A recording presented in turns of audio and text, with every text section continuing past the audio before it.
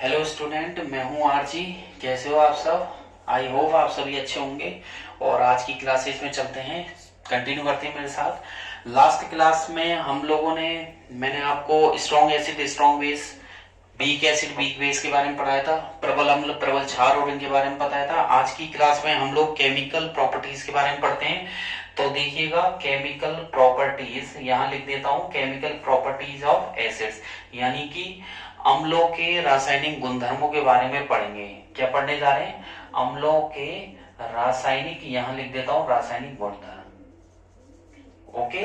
कई बच्चों के रिव्यूज भी आते हैं सर थोड़ा सा हिंदी में भी ट्रांसलेट कर दिए तो ज्यादा बेटर रहेगा, तो मैं दोनों यहाँ पर क्या हिंदी मीडियम और इंग्लिश दोनों का, इंग्लिश और हिंदी दोनों को लेके चल रहा हूँ। तो देखिए, हम लोग के रासायनिक गुणधर्म में पहला पॉइंट तो ये कि जो ऑल एसिड्स होते हैं, जितने भी अम्ल हैं, क्या देते हैं? वो H प्लस आयन देते हैं। H प्लस आयन को क्या बोलते हैं? Hydrogen ion. क्या बोलते हैं? हाइड्रोजन आयन देते हैं। और वो एक्वस सॉल्यूशन डिसॉल्व करने पर H प्लस आयन देते हैं। एक दे सकते हैं या मोर देन वन, एक या एक से ज्यादा। तो यहाँ पर पहले पॉइंट का मतलब है जितने भी अम्ल है वो हाइड्रोजन आयन देते हैं, एक देते हैं या एक से ज्यादा भी वो H प्लस आयन दे सकते हैं। ओके, आगे की तरफ चलते हैं। तो फर्स्ट की जो हेडिंग रहेगी वो H प्लस आयन के बेस पर रहेगी। तो मैं फर्स्ट हेडिंग तो है आपकी H plus based on H plus ion, यहां लिख दिया है मैंने based on H plus ion, यानी कि H प्लस आयन के बेस पर अम्लों की रासायनिक तो H प्लस आयन देती ही है। सेकंड जो हम लेके चल रहे हैं, सेकंड जो हम पढ़ेंगे वो मैं आपको बताने वाला हूं। एसिड जब रिएक्ट करेगा, तो यहां पर मैं लिख रहा हूं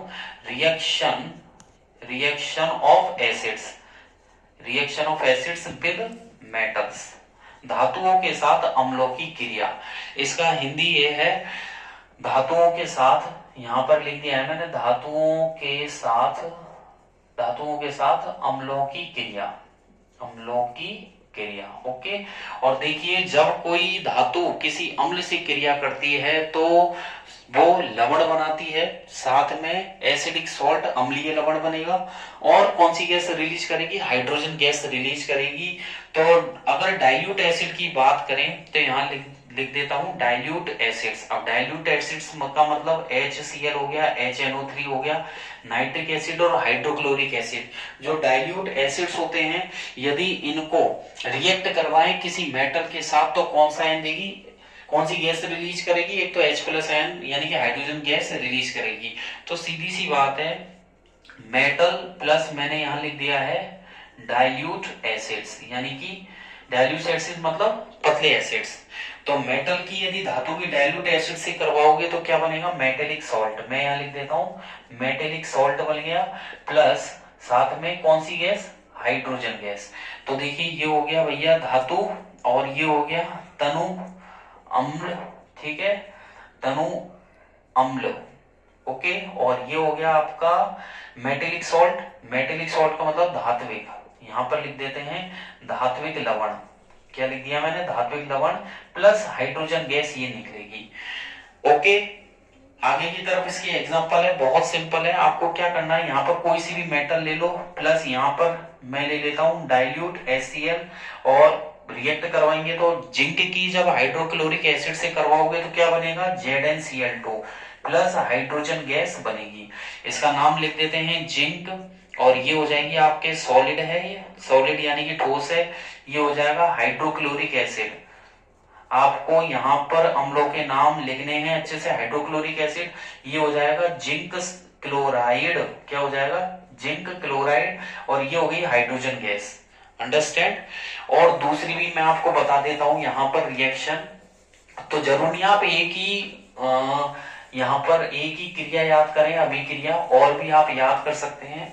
तो और दूसरी भी मैं आपको बता देता हूं, यहाँ पर दूसरी जो अभिक्रिया है, तो यहाँ पर जिंक की जगह कोई सी भी आप मेटल ले सकते हैं, धातु ले सकते हैं, सोडियम ले सकते हैं, मैग्नीशियम ले सकते हैं, एल्यूमिनियम ले सकते हैं, कैल्शियम ले सकते हैं, एसिड भी चेंज कर सकते हैं। जैसे मैंने ले लिया जिंक प्लस डाइल्यूट H2SO4 मैंने ले लिया यहाँ पर, तो क्या बनेगा? ZnSO4, जिंक सल्फेट प्लस यहाँ पर हाइड्रोजन गैस बनेगी।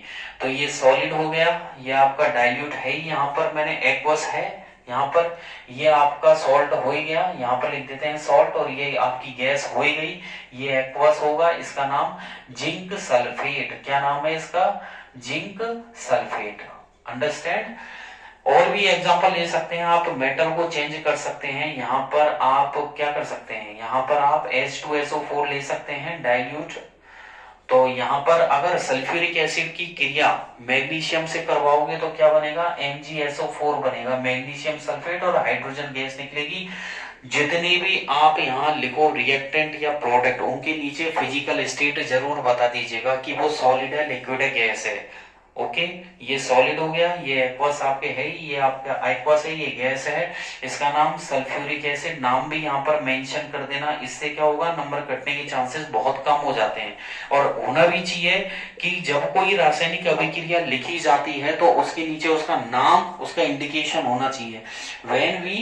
when we write an chemical reaction, so we should use the chemical names and particular elements and compound names below to the reaction. Understand? तो ये हो जाएगा मैग्नीशियम सल्फेट। और ये nature भी है केमिकल रिएक्शन का कि जब मुझे लिखा जाए, वो खुद कहती है कि जब मुझे लिखा जाए तो उसके नीचे मेरा नाम हो। अंडरस्टैंड? ये हो जाएगी हाइड्रोजन गैस। तो आगे की तरफ चलते हैं। इसके ऊपर एक एक्टिविटी भी है, बहुत सिंपल है, अच्छी एक्टिविटी है, आने लायक बनते हैं। तो इसमें से 1 नंबर का क्वेश्चन तो ये हो गया आपका कि व्हाट हैपन, क्वेश्चन आ सकता है इस पर, व्हाट हैपन क्या होगा, एमसीक्यूज में भी आ सकता है और रिटर्न में भी पूछ ले। व्हाट हैपन व्हेन, क्या होगा, what happen when acids react with metal. क्या होगा, मेटल्स, क्या होगा जब एसिड रिएक्ट करे। तो आप आंसर क्या लिखोगे यहाँ पे, when acids react with metals then form metallic salt and release hydrogen gas। तो आप क्या लिखोगे, when acids, जब अम्ल धातु से क्रिया करते हैं तो वो धात्विक लवण बनाते हैं और हाइड्रोजन गैस रिलीज करते हैं। उसके नीचे आप लिख सकते हैं मेटल प्लस, क्या लिखोगे, acids equals to metallic salt plus hydrogen gas. ये इस तरीके से इसका स्ट्रक्चर दे करके नीचे कोई सी भी मेटल ले लो आप, सोडियम ले लो, ओके, एसिड ले लो HCl, तो क्या बनेगा, NaCl प्लस हाइड्रोजन गैस। तो यहाँ पर आप लिख सकते हैं। और एमसीक्यूज में क्या क्वेश्चन बनेगा 1 नंबर लायक, एमसीक्यूज में बनेगा आपके, या दे दे आपको Zn plus 2HCl equals to, यहाँ पर लिख दे ZnCl2 प्लस H2, या यहाँ पर H2 ना लिखे क्वेश्चन मार्क लिख दे। तो देखो बैलेंस तो है ही कि जिंक की जब हाइड्रोक्लोरिक एसिड से रिएक्ट करेंगे तो क्या बनेगा, जिंक क्लोराइड बनेगा। यहाँ पर क्वेश्चन मार्क है तो यहाँ पर नीचे दे दे आइडेंटिफाई ब्रैकेट में क्वेश्चन मार्क। ठीक है, ये एमसीक्यूज के टाइप का क्वेश्चन है, 1 नंबर का क्वेश्चन है।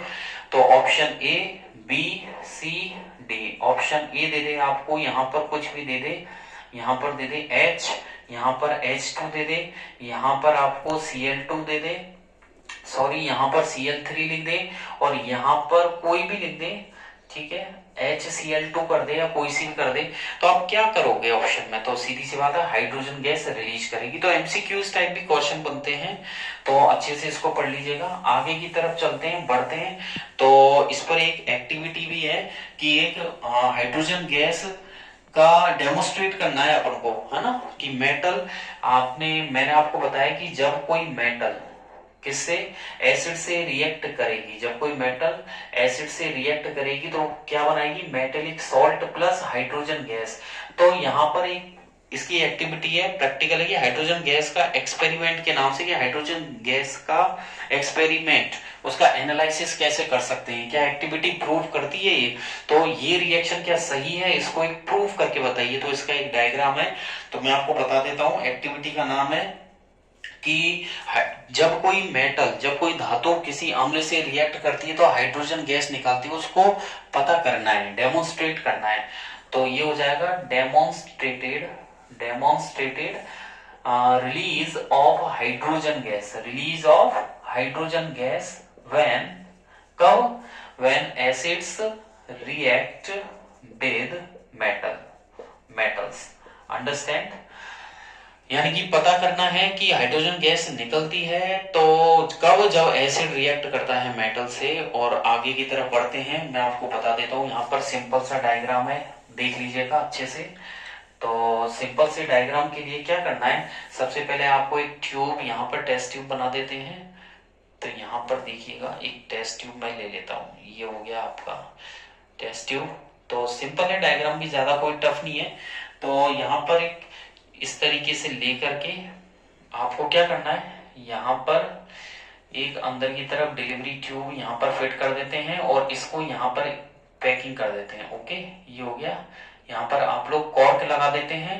तो आपको टेस्ट ट्यूब लेनी है, टेस्ट ट्यूब में आपको एक डिलीवरी ट्यूब सेट करनी है और इसको यहाँ पर आगे की तरफ, ओके, आगे की तरफ देख लीजिएगा, आगे की तरफ बढ़ा देते हैं और इसको लेते लेते यहाँ पर इसको आगे की तरफ और यहाँ पर इसको कर आगे की तरफ छोड़ देते हैं। ओके, टेस्ट ट्यूब को हम लोग तो पकड़ के खड़े नहीं रहेंगे, तो आपको क्या करना है, सिंपल सा है, आपको यहाँ स्टैंड फिट कर देना है। यहाँ पर मैंने ये स्टैंड, यहाँ पर स्टैंड, सिंपल सा है डायग्राम, आपको 2 नंबर दिलवा के जाएगा, इसको इग्नोर नहीं करना है। सभी बच्चों से कह रहा हूं मैं, इग्नोर नहीं करना है इसको, अच्छे से इस साल के लिए प्रिपेयर कर लेना है इसको, ठीक है। कोई भी क्वेरी हो आप पूछ सकते हैं। यहाँ पर स्टैंड लगा दिया गया है और स्टैंड को मैं इस तरीके से यहाँ पर फिट कर देता हूँ। तो यहाँ पर सिंपल सा डायग्राम, भी ज्यादा टाइम नहीं लेगा आपसे, डायग्राम भी सिंपल ही है। और इसको नीचे की तरफ थोड़ा सा और यहाँ पर सेट कर देते हैं, ठीक है, ये मैंने सेट कर दिया है और इसको यहाँ पर अटैच कर देते हैं। ये हो जाएगा आपके, ये मैं यहाँ पर मैंने हैंडल लगा दिया जिससे अप एंड डाउन थोड़ा सा इसको आगे पीछे मूव कर सकते हैं। डिलीवरी ट्यूब के बाद आगे की तरफ चलते हैं और आगे की तरफ इसको थोड़ा सा देख लीजिएगा, थोड़ा सा हल्का सा यहाँ पर इधर की साइड हल्का सा बेंड इधर से दे देते हैं। ओके, तो ये ट्यूब हो गई आपके, इस तरीके से निकालनी है। और इसी यहाँ पर ही एक हम क्या सेट कर देते हैं, तो देख लीजिएगा, यहाँ पर मैं इसको तो आगे की तरफ बढ़ा देते हैं और यहाँ पर एक छोटा सा, यहाँ पर एक बकेट रख दिया है मैंने और इसके अंदर इसको यहाँ पर ओपन करके छोड़ देते हैं। ओके, थोड़ा सा इधर देख लीजिएगा, हल्का सा इसको थोड़ा सा चेंज करना है और इसको यहाँ पर इस तरीके से कर देना है। ओके, तो देख लीजिएगा, यहाँ पर इसको मैंने यहाँ पर माउथ इसका ओपन ही रखना है, इसको ट्रफ बोलते हैं। क्या बोलते हैं इसको? ट्रफ। यानी कि एक तरीके का ये बकेट टाइप हो गया, थोड़ा सा हल्का सा इसको इस तरीके से कर देते हैं।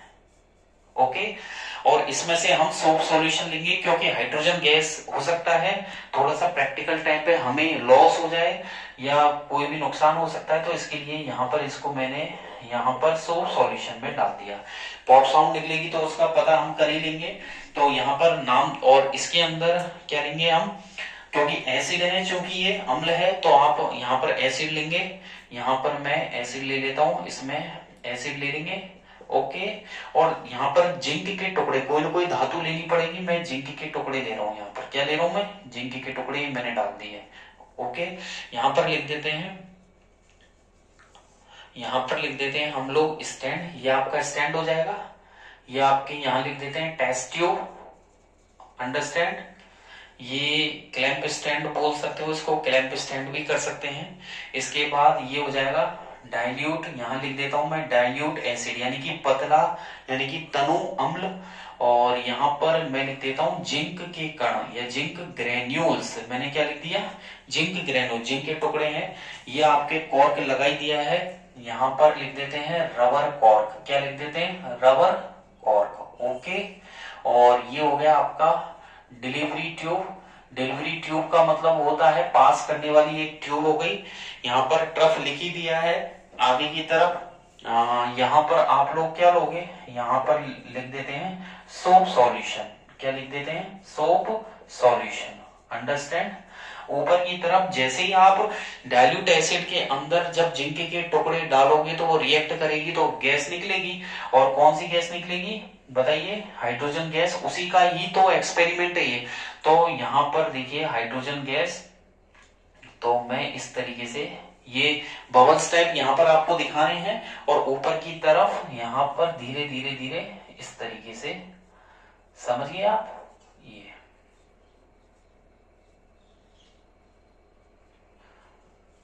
अंडरस्टैंड? ये इस तरीके से आपको बबल्स दिखाने हैं। तो ये हाइड्रोजन गैस, और क्या ये बबल्स, कहने का मतलब ये है कि हाइड्रोजन गैस के एक्सपेरिमेंट के लिए ये जो गैस निकल रही है इसका पता करने के लिए क्या करेंगे, इसका पता करने के लिए क्या करें, हम लेके जाएं एक जलती हुई कैंडल। तो बर्निंग कैंडल बना देते हैं यहां पर एक, ये देखिएगा बर्निंग कैंडल बना देते हैं यहां पर, और देख लीजिएगा मैं यहां पर एक कैंडल को मैं, और यहां पर ये कैंडल हम जलती हुई मोमबत्ती लेके जाएंगे तो क्या होगा, स्पार्किंग। तो इस तरीके से आप लोग बना सकते हैं। कैसे? ये तो जलती हुई, यहां पर लिख देता हूं मैं burning, BURNING, burning of candle near by the bubbles. और ये है आपके बबल्स, यानी कि छोटे छोटे गुब्बारे टाइप, किसके, हाइड्रोजन गैस के।